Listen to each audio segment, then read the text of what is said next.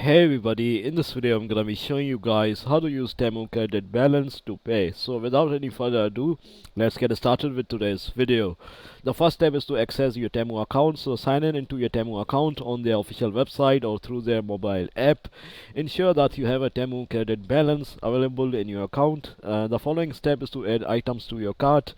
Browse through the available products or services offered by Temu and select the items you wish to purchase. Add them to your cart by clicking on the Add to Cart or similar button. The next step is to proceed to checkout. So once you have added all the desired items to your cart, navigate to the checkout page, look for a checkout or proceed to checkout button and click on it to continue with the payment process.